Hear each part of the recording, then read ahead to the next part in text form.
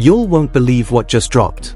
A secret recording of King Von's final phone call has surfaced, and it's sending shockwaves through the entire rap community. We're talking raw, emotional, and straight-up chilling. But what's even wilder? Oblock, the very people who rode for Von the hardest, are now calling out betrayal, yelling, "They lied to us." This ain't no rumor. It's getting messy, fast. According to sources close to the family, this call was never meant to be heard, but someone leaked it. And what's inside? Alleged confessions, conflicting stories, and a truth that could change everything we thought we knew about the night King Von was killed. Von's closest friends are now questioning alliances. Mothers are crying. Fans are confused. And the streets are heating up once again. Did the people meant to protect him set him up? Was there a hidden agenda behind the chaos? And why is this recording coming out now, 2 years later? The timing is too perfect, or too sinister. Hold on tight, because this story is full of twists, tears, and tension. You're about to hear what no one was supposed to hear. Let's get into it. The streets of Chicago have always been full of whispers, rumors, and unsolved questions. But this is different. It's like someone pulled the pin on a grenade and just left it sitting in the middle of Oblock. Because when that recording of King Von's last phone call dropped, it didn't just shake the internet. It tore open old wounds, ignited new beefs, and flipped the narrative we've all been fed since day one. Let's rewind. November 6, 2020. Atlanta. The night King Von was gunned down outside the Monaco Hookah Lounge. At the time, all we were told was that a fight broke out, shots were fired, and Von tragically lost his life. The police blamed the chaos on a street beef gone wrong. Some fans blamed Quando Rondo's crew. And others, well, they just accepted it as another chapter in the heartbreaking book of fallen rap stars. But now, this mysterious last phone call, leaked anonymously through a shady Telegram channel, has turned the spotlight inward. And people are looking at Oblock differently. Way differently. In the audio, you can hear Von's voice, clear, emotional, but strained. The call is said to be just 27 minutes before the shooting. He's not angry. He's not even hyped. He sounds paranoid, nervous, like he's expecting something bad to go down. What he says next? Chills. "I feel like they setting me up, bro. This don't feel right. Somebody ain't telling the whole story." That's when fans lost it. Social media exploded. Hashtags like #JusticeForVon and #OBlockSetup started trending. For the first time, people weren't pointing fingers at outsiders. They were questioning his own camp. Immediately, speculation started flying. Who was Von talking to on that call? Some say it was a cousin. Others claim it was someone inside his inner circle, maybe even someone who was with him in Atlanta that night. The voice on the other end is muffled in the leaked clip, but their tone? Calm. Too calm. "Don't worry, Von. Everything been handled. You straight." But was he? This wasn't just a phone call. This was a crack in the image that Oblock had presented to the world. The idea that Von was always surrounded by loyalty, by day ones who had his back no matter what, it started to crumble. And the internet wasn't the only one noticing. Back in Chicago, things turned tense. Oblock residents started whispering. A few Instagram lives started circulating where guys who usually kept quiet began speaking out, not directly accusing anyone, but definitely throwing shade. One clip, now deleted, showed a former affiliate shaking his head, saying, "Von told your man. He knew something was up. But folks ain't listen. He ain't die by accident. He got lined up." And that's when the betrayal rumors really started picking up steam. Now let's talk about Muwop, one of Von's closest homies. Ever since the leak, he's been silent. Too silent. Fans noticed that he scrubbed a few old posts off his page, ones that showed him and Von laughing, celebrating, wilding out. People started connecting dots, wondering, why now? At the same time, Von's sister, Kayla B, jumped online with a cryptic post. "You're not gonna play with my brother's name. We know who really rode and who folded." No names. No tags. But the damage was done. Fans began dissecting every word, every post, every movement from Von's circle. Theories blew up. Some fans claimed the call was proof Von was double-crossed. Others said it was all hype, just another conspiracy to distract from the real enemies. But for the people closest to Von, this wasn't a game. We spoke exclusively to someone who identified themselves as a childhood friend of Von's. Let's call him Tone. He requested to remain anonymous, but what he shared gave us chills. Von always had instincts. He ain't trust easy. That night, he was acting different. He was trying to leave Atlanta early, but something pulled him back. Somebody told him to stay. That phone call? That was him feeling something in his gut. When we asked Tone who he thought Von was talking to in the call, he paused. I can't say for sure. But I know who was around him. I know who was marking calls that night.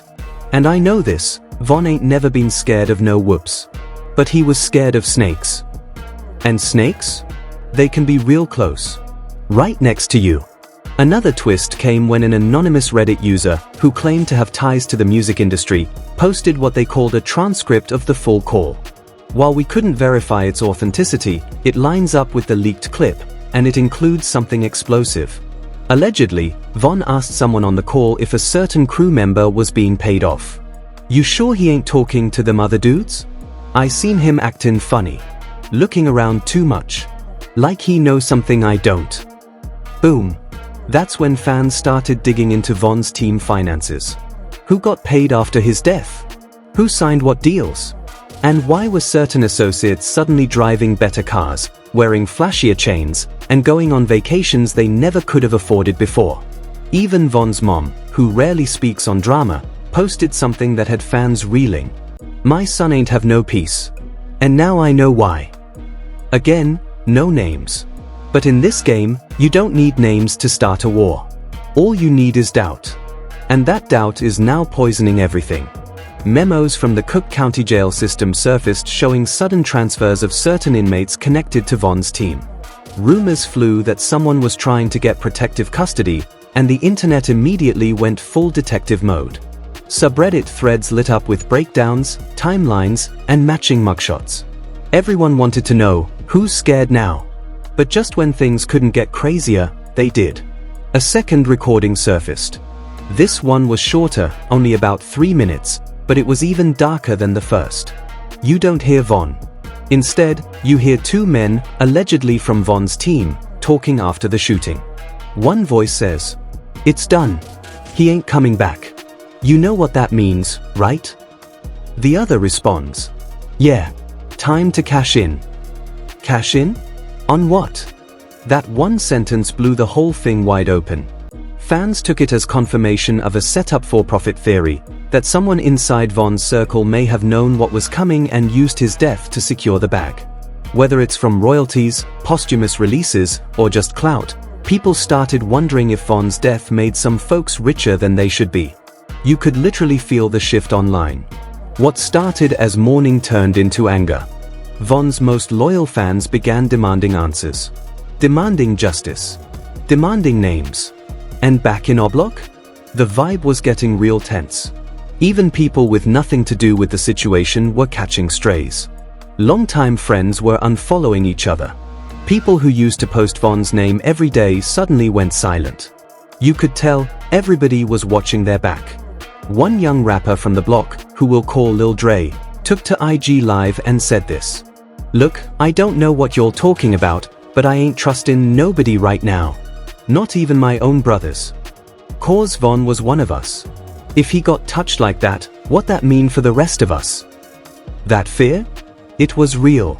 But it wasn't just the streets watching. Industry insiders began whispering too. A known producer, who worked on one of Von's unreleased tracks, tweeted, "This why I stopped messing with certain circles. Too much snake energy. Rip to the real." The tweet was deleted within minutes, but not before fans screenshot and reposted it across TikTok and YouTube. Even more shocking? A rumor started spreading that the label, yes, Von's own record label, knew about the call. That they had access to the full audio and chose not to say anything. Why? Because silence is money. And dead artists, as dark as it sounds, often sell more records than the living ones.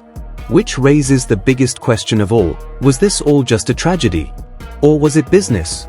So now the world was on edge.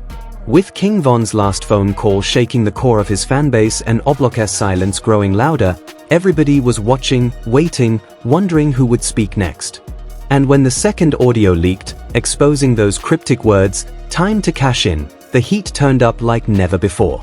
Suddenly, all eyes turned towards someone nobody expected: Track, Von's longtime manager. For months, Track had remained relatively quiet. He'd done interviews here and there, mostly defending Von's legacy, focusing on music, and keeping things professional.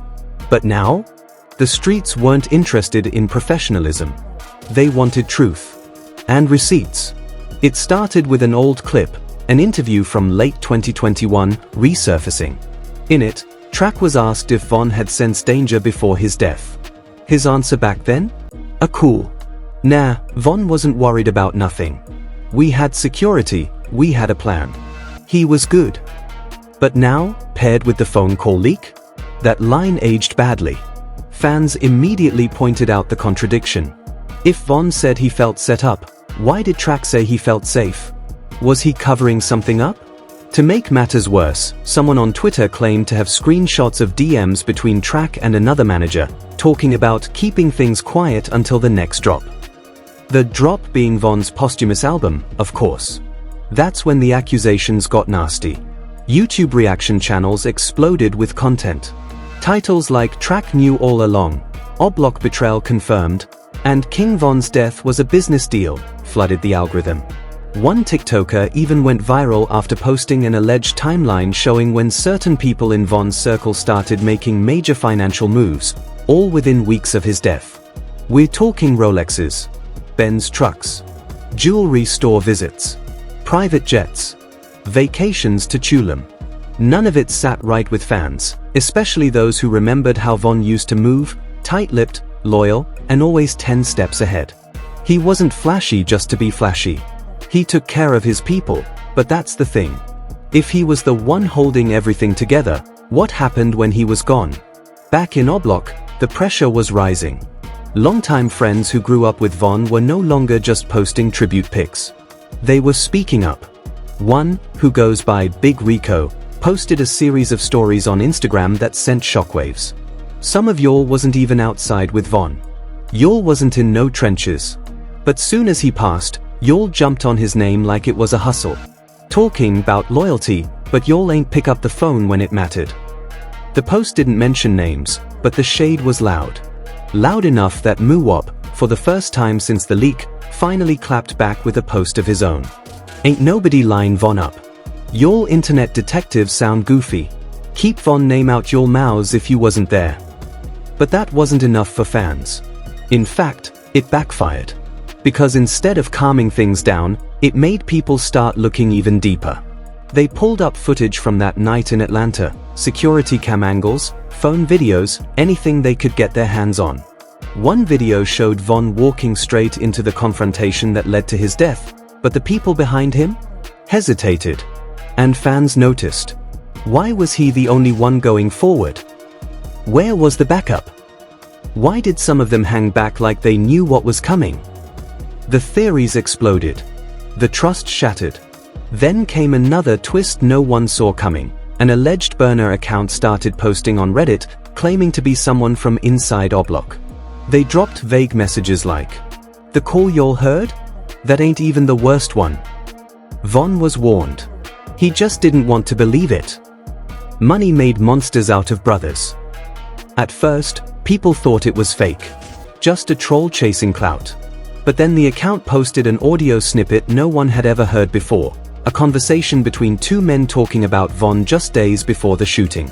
It was short, distorted, and hard to verify, but the energy? Creepy. He moving too fast. Getting too big. You either move with him, or move him out the way.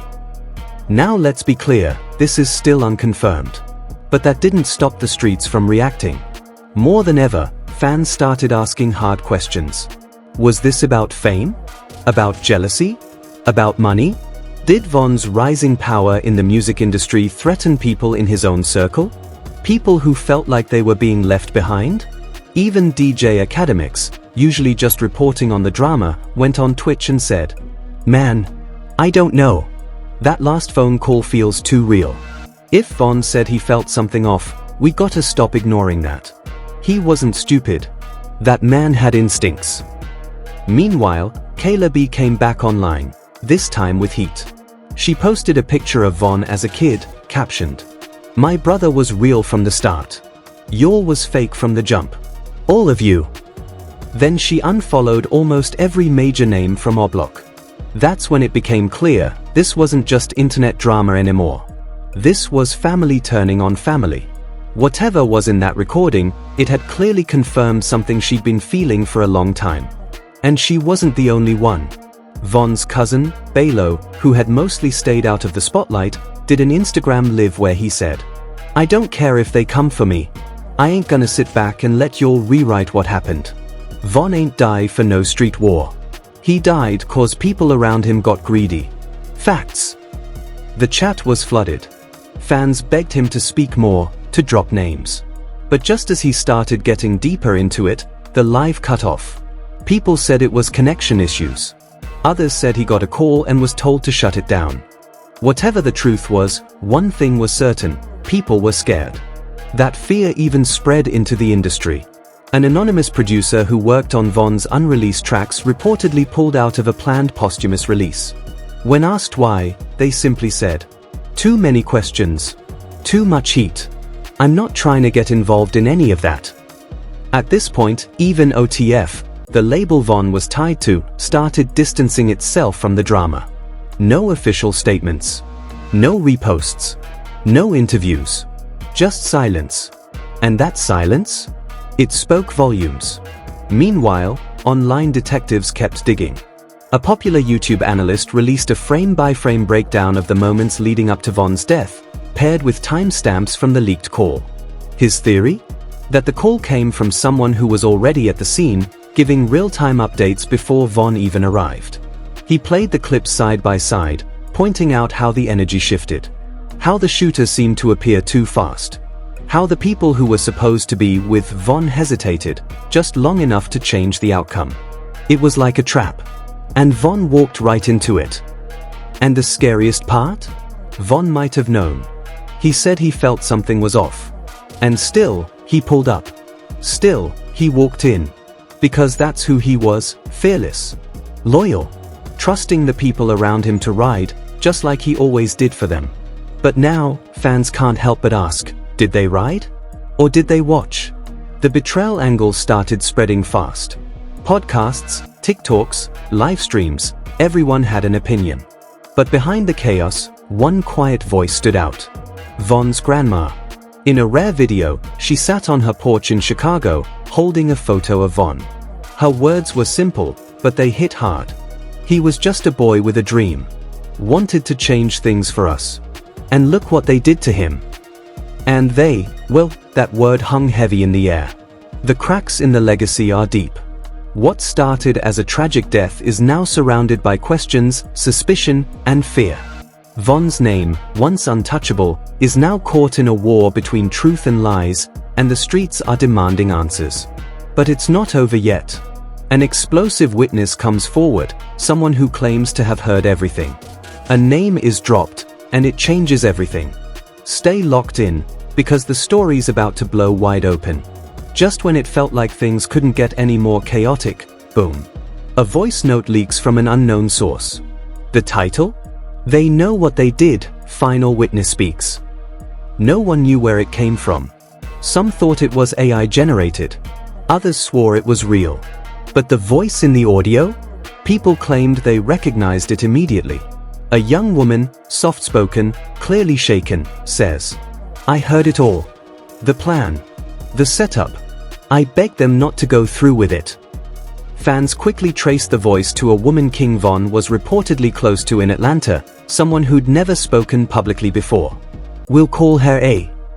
She had disappeared from social media shortly after Von's death. No posts. No stories. Just vanished. And now? She was back, with the kind of bombshell that could tear everything apart. In the voice note, it talks about a conversation she overheard 2 days before Von was killed. According to her, a group of men, including people Von trusted, were discussing money, labels, and what happens if Von doesn't play along. They said he was doing too much, making too many moves without them. There was jealousy. I heard one of them say, "He don't need us no more." That's when I knew something was wrong. She never says a name. Not directly. But the descriptions match up with people fans already had suspicions about. Someone tall, always quiet in interviews. Someone who suddenly moved to a different state just weeks after Von's death. Someone who hadn't posted anything about the leaked call. And when fans connected those dots, the timeline started to make sense. The change in energy. The silence. The cold stares from people who were once calling Von family. But what he said next? It froze fans to the core. Von got that call. And he told me, if something happened to me, don't let them act like they was with me. He knew. He knew. That one sentence had fans in full meltdown. Because it confirmed the worst fear of all. King Von saw it coming. And the people closest to him? Still let it happen. Back in Oblok, things took a dark turn. A memorial mural of Von that had stood untouched since 2021 was suddenly vandalized, spray paint covering his face with the word "lied." Residents were furious. Some blamed outsiders. But others whispered something colder. Nah, that was someone from inside. Sending a message. And just like that, the already fragile unity inside Oblok collapsed. Arguments broke out. Former brothers aired dirty laundry. One shocking live showed 2 rappers from the same clique arguing over who really held Von down, with one screaming, "You was never there for him. All that loyalty talk is fake. You ain't even answer when he called." Thousands tuned in. Comments flooded with crying emojis, snake emojis, and the chilling phrase that had now become viral. "They lied to us." The hashtag hit 1 million mentions. Fans across the world started reposting old videos of Von, interviews where he smiled, joked, or talked about loyalty. Now, those clips felt like clues. Moments frozen in time where you could almost see the betrayal forming in the background. And just when the world thought it couldn't get more emotional, King Von's mother broke her silence. On a quiet Tuesday morning, she posted a single photo on Instagram, Von as a baby, wrapped in a blue blanket. The caption? "You warned me. You told me not to trust them. I didn't listen." The internet exploded. In less than an hour, over 2 million likes. Celebrities like Meek Mill, 21 Savage, and G Herbo commented. Even Boosie reposted it with the caption, "They got him. That boy was too real for this fake industry." And then, in a move nobody expected, Lil Durk unfollowed nearly everyone tied to Oblok. People were shocked. Durk had always kept Von's name alive. Always shouted him out. Always wore that OTF chain proud. So when fans noticed the mass unfollowing, they knew something behind the scenes had finally snapped. Could it be that even Durk now suspected foul play? Meanwhile, the girl who leaked the voice note vanished again. Her account deleted. Gone without a trace. Some say she was threatened. Others say she was handled. But nobody really knows. What we do know is that Von's story is no longer just about a fight outside a club.